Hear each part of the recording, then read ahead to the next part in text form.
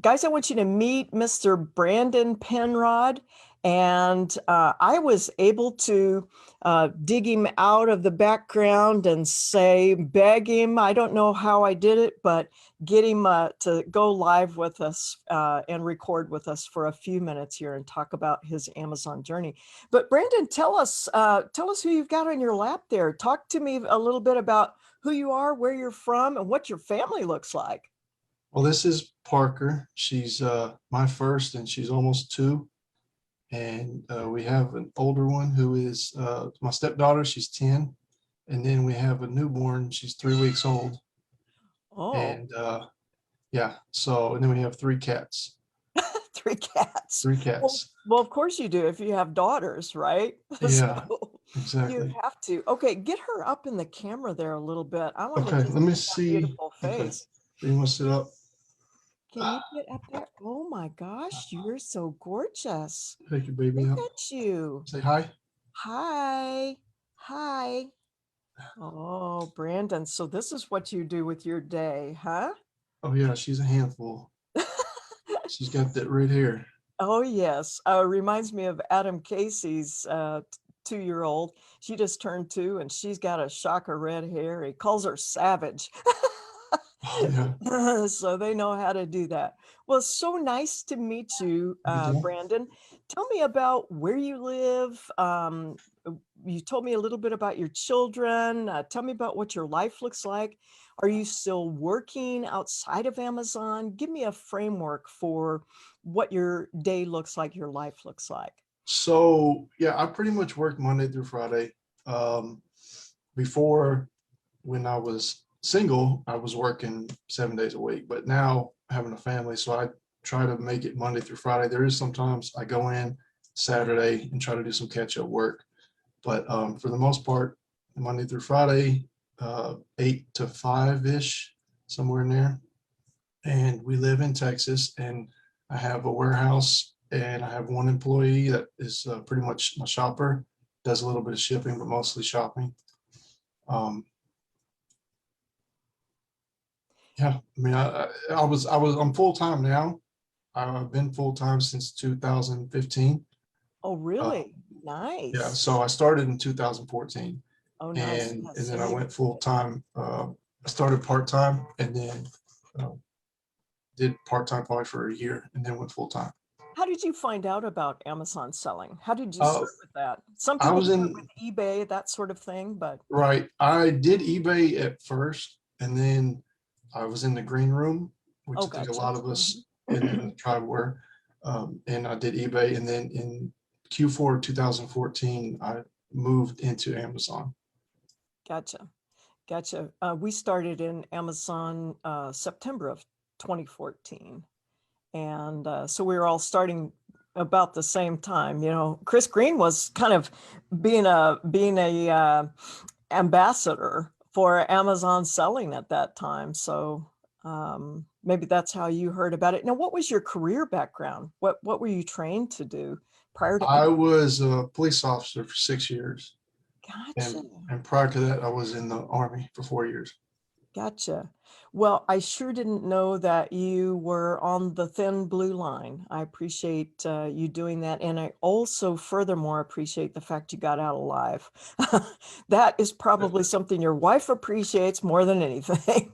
Yeah, I got out right before it started getting crazy. Yeah, yeah.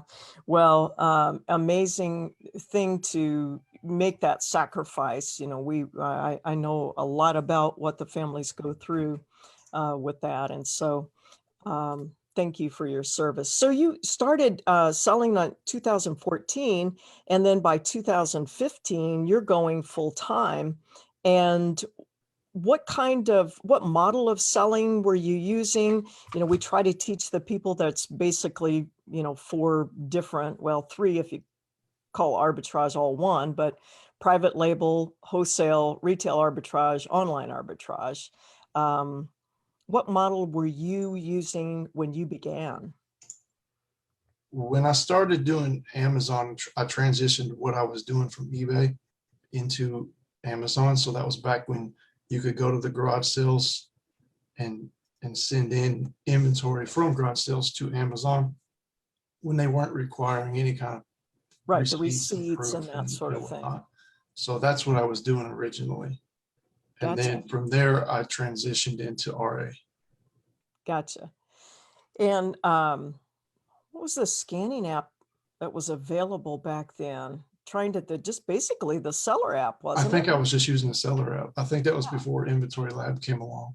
Yeah, and just so you know, you've been in this space a long time.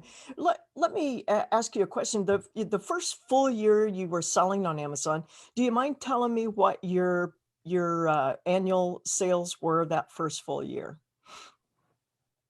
With the first full year, without looking it up, it might have been a couple 100,000. Gotcha, a couple of 100,000. So you're tracking along with RA, a couple of 100,000. And then how do you begin to grow from that? So it's you personally scanning in the stores. And I don't know, do you live in near a metro area? Do you have Yeah, we're just access? outside of DFW. Oh, okay. All right. All right. So you have the metro area that you can go into and shop. And what kind of categories did you sort of tend to? Were you shoes and clothing?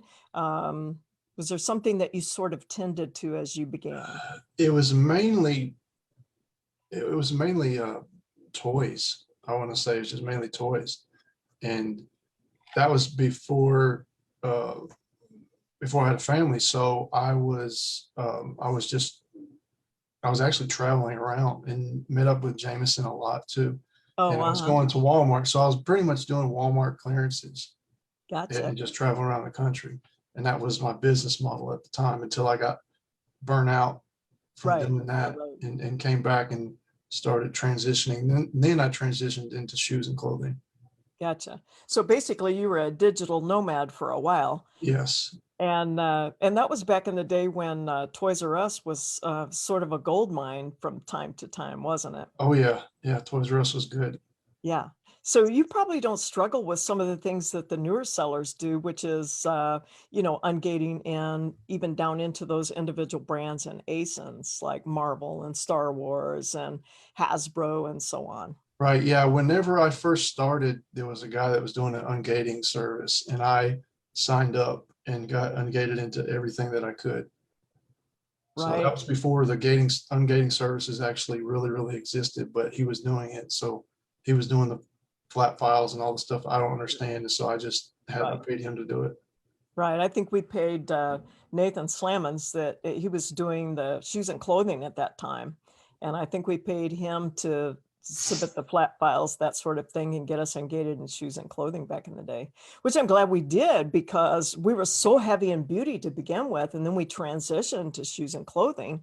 And we wouldn't have had that door open to us if we hadn't already invested in someone that was trustworthy to do it right and get us engaged. So you ended up kind of veering more towards shoes and clothing. What does your Q4 look like? Do you still do a lot of toys? Do you do a lot of Black Friday flips? How does that work for you?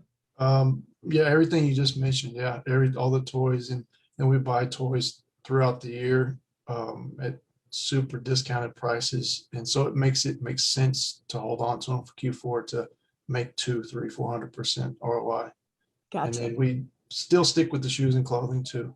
We do. Gotcha. We stay with all of it. So you have some buy and holds, Yes.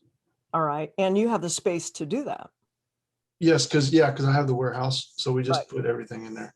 Right. And so it's not costing you extra, so to speak, to hold that for that time. Right.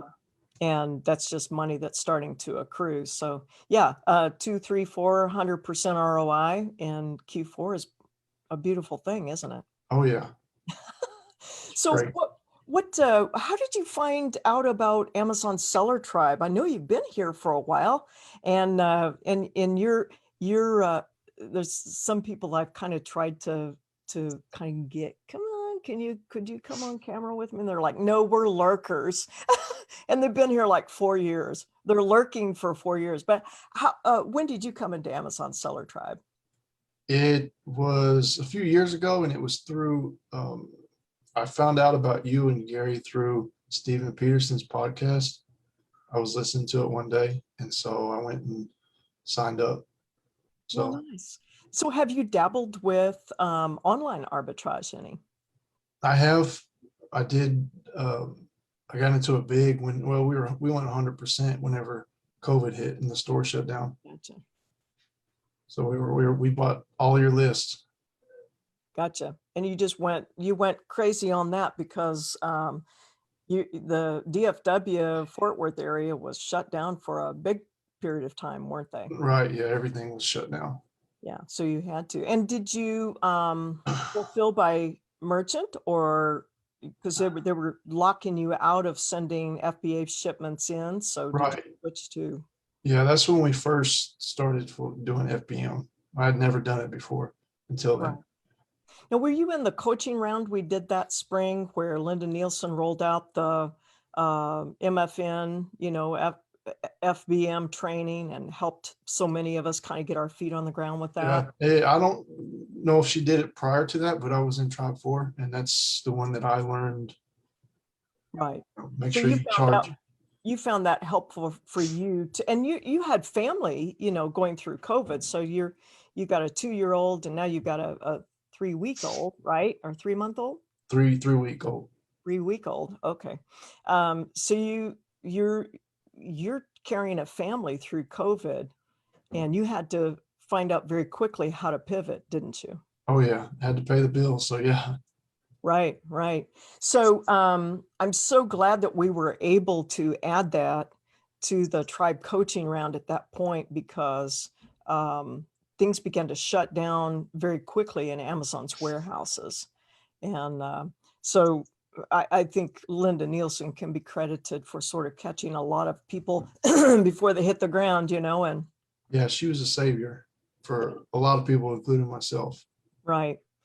Now I'm starting to see COVID, we're hearing the news, that sort of thing, starting to see COVID rear its ugly head again.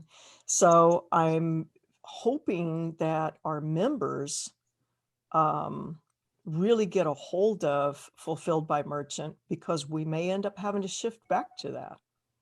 Yeah, I think I think it's definitely possible. I think maybe they've learned things from the past that they, did that was the extreme.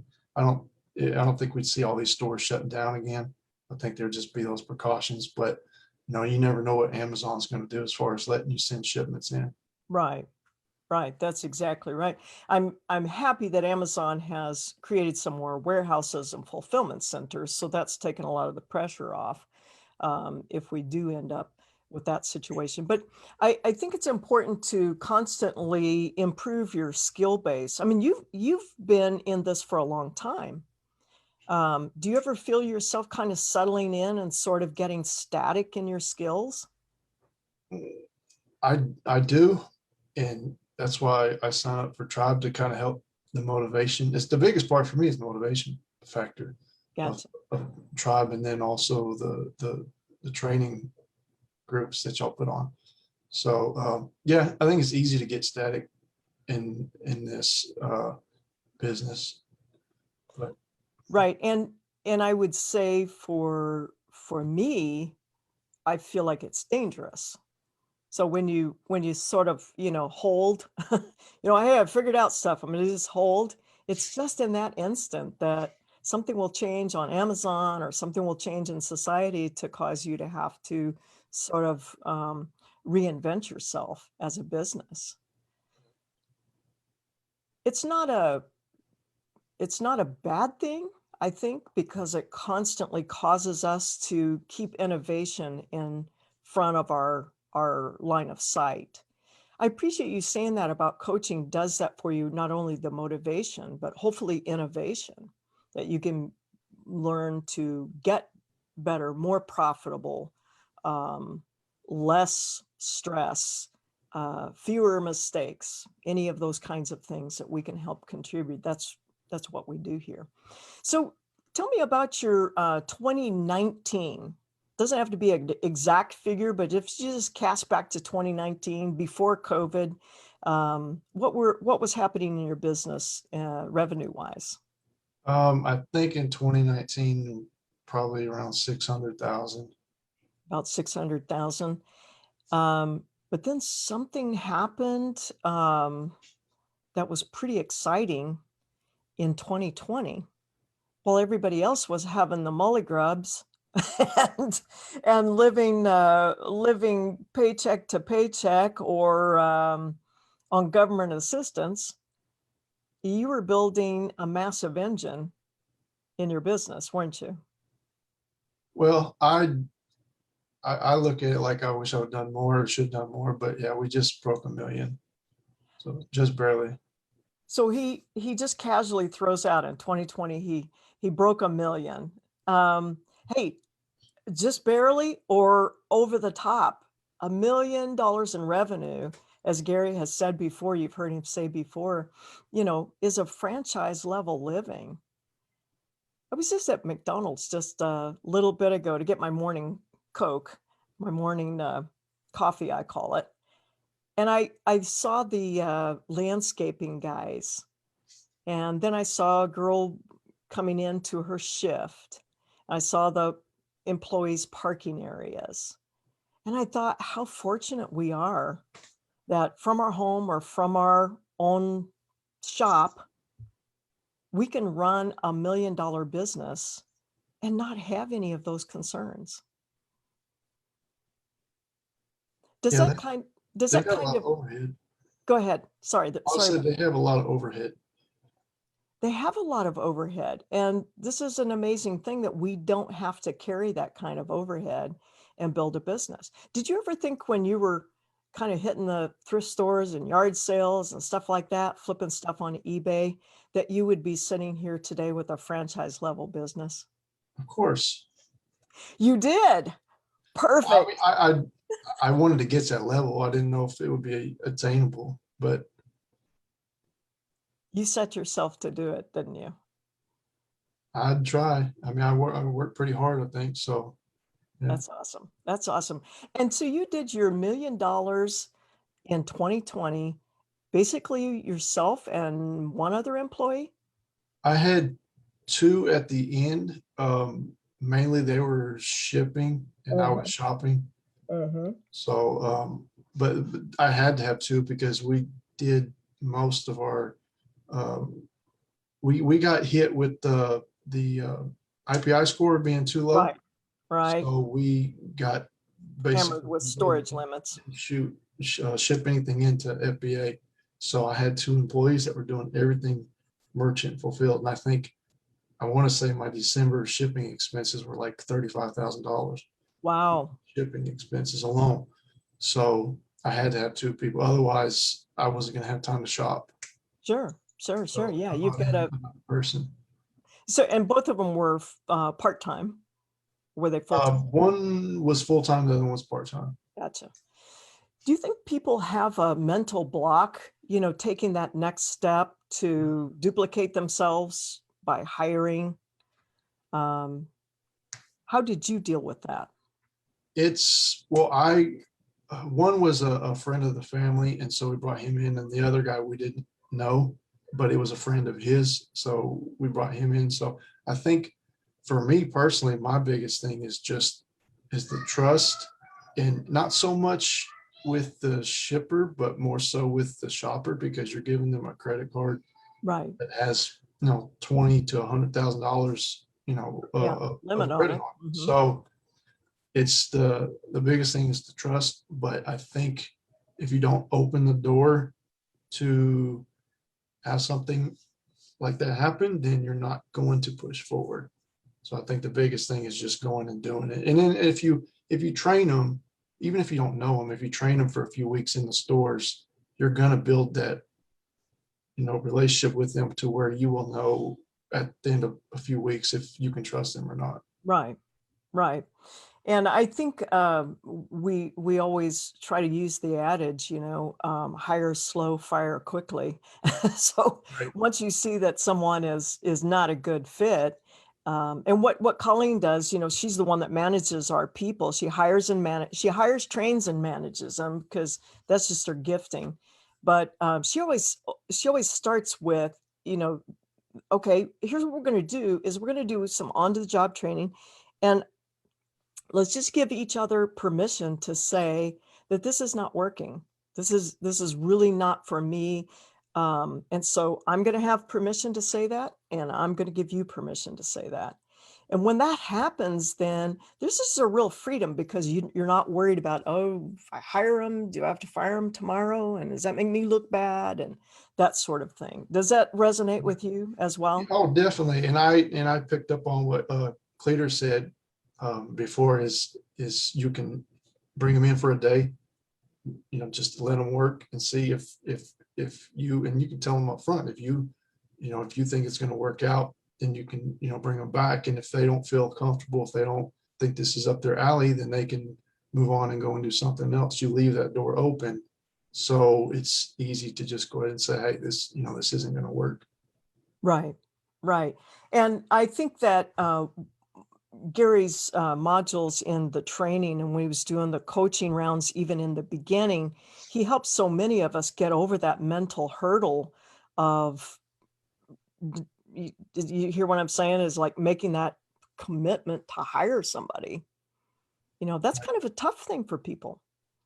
Yeah, but you're letting go a piece of your control over your business whenever you do that, and you're not having hands-on to everything. And I mean, not to put this out and offend anybody, but a true owner of a business doesn't really have hands-on. They actually own the business, and they have, their minions out there doing the $10, $12 an hour work.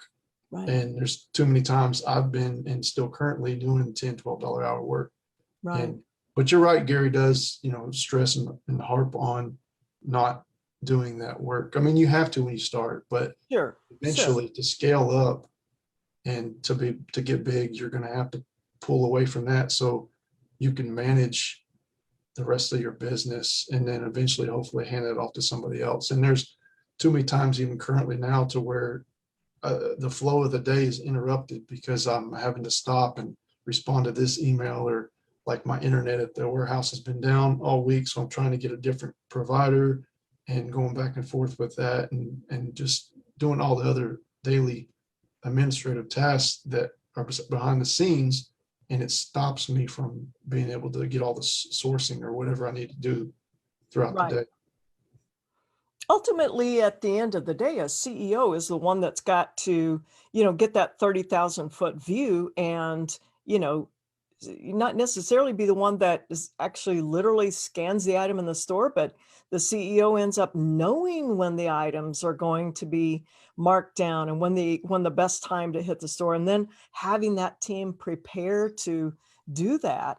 And I'm hoping that we're all going to grow in that level of thinking in Millionaire Minds. So I think it's going to be a good place to sort of shape our minds and really pry our hands off of that nickel work that Gary's been trying to get us to get rid of. Right. Yeah. But you're right. People have to start that in the hustle mode, right? Yeah, you have to start it in the beginning. And the sad part about it is somewhere in your business during that, you're not gonna be able to focus on as much. So there's certain things that are not, whether it's your books or anything else, you're not going to, because you're gonna be chasing the money. So Sure. you're gonna see the value of sourcing is, in a way, it's more important than managing your books to an extent. Right. You still need to know your numbers, but if you're not entering everything in and keeping track of stuff, then it's going to bite you in the end. Right. Right. But it's just that balance. You only have so much time during the day. And when you have a family, you have to shift your focus to them too. Yeah, absolutely. Yeah, your attention is divided many more ways at that point. When we started, I don't remember anything about Inventory Lab, so I don't even know if they existed when we began. And but Inventory Lab has done a great job providing a software that takes a lot of that off of our heads. That ability to organize. And I really appreciate what Gary did in the coaching to help us drill down and see how Inventory Lab can be a great measuring stick to keep us on track for profit and business growth. So those have to be managed carefully, don't they? Oh yes, definitely. What would you say is the biggest challenge you face now as a $1 million seller in your business?